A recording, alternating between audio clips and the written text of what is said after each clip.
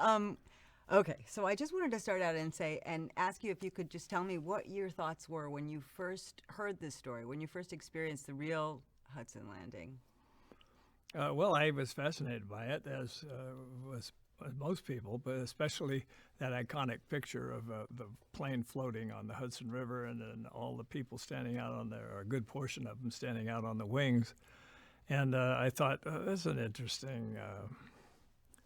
That's a great shot, and then the fact that nobody perished in the landing was great, and so it was kind of a good news program all the way around. And it was at a time when there was just so much Yeah. other kinds of news. Well, it was. It was especially for New Yorkers. It was. Became a very subject of discussion because it was right after, not too long after 9/11, and the economy was bad there at the time, and everybody was slightly on a depressed thing, kind of like they are today. But anyway, it was a fascinating story, and I didn't know that there was a conflict to it. So when it came up, it was presented to me as the idea for a movie. I thought, well, it was such a uplifting story. Where's the conflict of it to give it a drama? And then later on, there is a conflict to it, as we find out in the plot line. I read that, and then I realized, well, I want to make this now. It's got good dramatic to it, and it's got good human factors.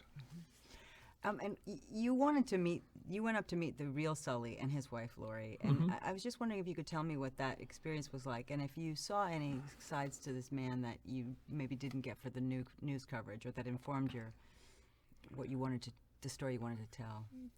Well, he was pretty much like the news coverage, actually. He was the news portrayed him as a very low-key, sort of humble gentleman, but a very efficient man with a great history in the aviation, and he was like that. I went up to Danville and met with both he and his wife, and it was great because he was exactly like I was kind of pictured him. In fact, we sat there, and I said my first questions to him were, how did you like the script? And he says, I think it's a good script. And I said, you think it portrays things accurately? Because I wanted to see if there was anything that he thought was made up that didn't look right. And he was extremely pleasant and very supportive of the deal. So I said, who do you see playing you? And he said, well, I don't know. We've talked about that a little bit and a couple things. And I said, what about Tom Hanks? And he said, yeah, we've talked to him. He was thought of right away.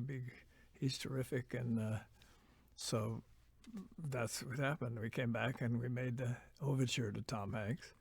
And at first he wasn't sure about the timing and everything because he'd been doing other projects.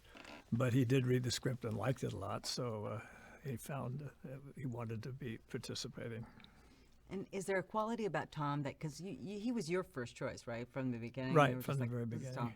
Never was offered to anybody else. But is there something about him that was like essential to bring to the screen about the man that you're telling the story about? Well, Tom is, has a certain presence and a certain humbleness in his presence. He's not a extrovertish.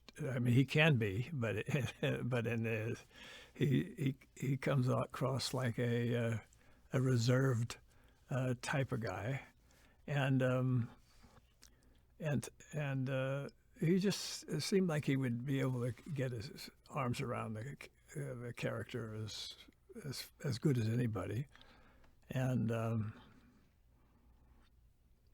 I can't think of any downside to him. He's the exact same age in real life as Sully was when the incident happened.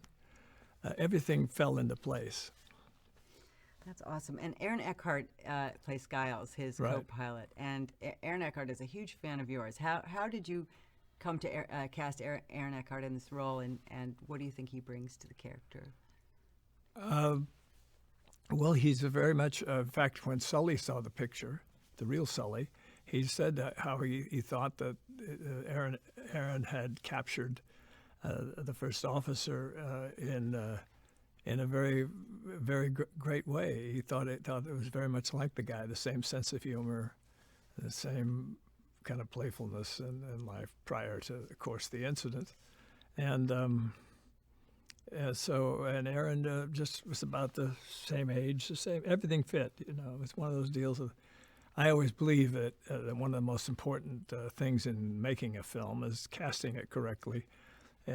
And that is sometimes you're very elated when that happens, and it turns out to be just right.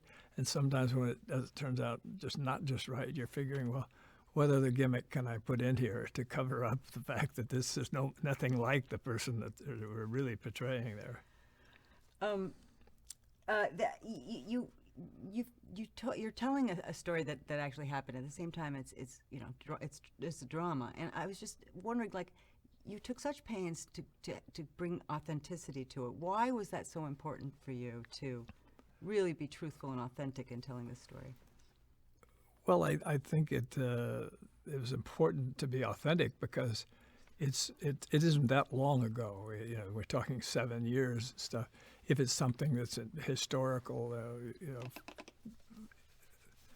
centuries back, or half a century or a century back, it's a different deal. Not a different deal, but you try to get it accurate there too. But there's still a ton of people that were standing there either on the street when they saw all this happen, or they were in office buildings or hotels or whatever, and they looked out and saw this plane hit the water, and then all the people out on the wings and everything. So and then all the news casters were covering it. It was covered worldwide pretty well. I've talked to people from all around the world. I was talking to some people from China the other day, and they knew all about it. So it wasn't like anything. It's still in the memories of everybody, the real event. All right, I have to ask you about your own brush with a water landing. If you could just tell me about that in your own life when you were in the military. I understand you actually went through it. Or something. I did. It was something similar, except it was a military plane. It was a Douglas AD. I was in the Army at 21, and I was drafted at age 21. But you could at that time during the Korean War, if you wore your uniform, you could fly free on any other branch of the service. You could fly with the Navy if they had an opening, or Air Force if they had an opening. If they had a seat open, they'd let you get on for free. So I wanted to go back up after basic training. I wanted to go up to Seattle, where my folks were living at that time, and so I went out to Monterey Airport and got a free flight to Seattle, but nothing comes for nothing. Sometimes. Anyway, when coming back on that Sunday night, I called up Sand Point out of Seattle and asked if they had any, the Navy had any openings on a plane, and they said no, they didn't have any. Nothing was going there. Then they said, well, wait a minute, we do have 2 Douglas ADs taking off, and that does have a compartment in the back. It's used for radar and various things, because these things are used during the Korean War and in World War II as torpedo bombers. And they said, if you're not claustrophobic, are you? And I said, oh, no, I'm not claustrophobic, no problem, because these compartments are tiny, and you can't see out much. You've got a little tiny porthole on the side.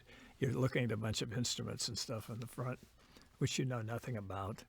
And so we took off from there, and we had all kinds of bad weather, had to change, and all kinds of problems, oxygen running out, and all that sort of thing.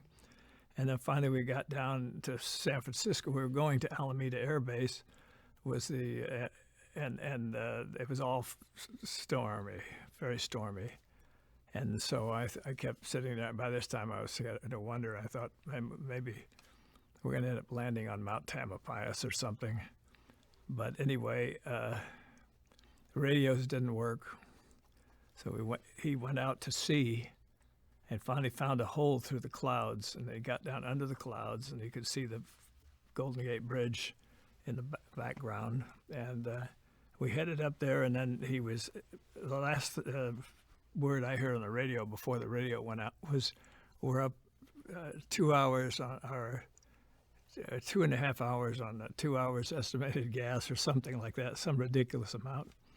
And then so he went up the coast by Point Reyes in Northern California, and off we're several miles. It could have been 10 feet, but it all felt like 7 miles, or it all felt like a lot of distance. I couldn't tell you what it was. But we landed in the water, and it came the same thing. The engine gave out, and the same thing as in the movie. Nobody told me anything because I couldn't hear anything. But they had seat belts, and I just tightened it down so much I was getting gangrene. And we hit the water and bounced along pretty good, much like the plane does in Sullenberger's case. And then the plane went up like this and started sinking. So meanwhile, I'm unbuckling, getting out, and the plane is facing downward, but it had big flaps. So I'm standing on the flap. Meanwhile, the pilot comes down from up above where the cockpit was. And he's there, and he says, "What do you think?" And I said, "It looks like we're going swimming." And so we jumped in the water and started moving towards shore. Now, this was in the late afternoon, and it turned dark in the middle of the night. I mean, it turned dark as we went. And but you could see the shore because it had phosphorus in the water, and it very eerie because phosphorus it makes the water all kind of glow around, and you could see by the way it was crashing on the shore that it would be that wasn't going to be a good place to land. So anyway, we made it crawling over kelp beds and doing all kinds of stuff like that, and then finally made it in. He thought I drowned. I thought he had drowned because we lost touch with each other because of the waves. And then I started hiking south. He hiked north, came to a farm. I hiked south, and then finally we ended up I ended up at a RCA relay station up on the cliff near Bolinas, California. And that was that. That is an amazing story. Yeah, it's kind when is that movie coming out? That movie. Well, that was the only thing that it has to do with nothing really, except that it was an interesting choice that I'm given one about a water landing that's successful, and to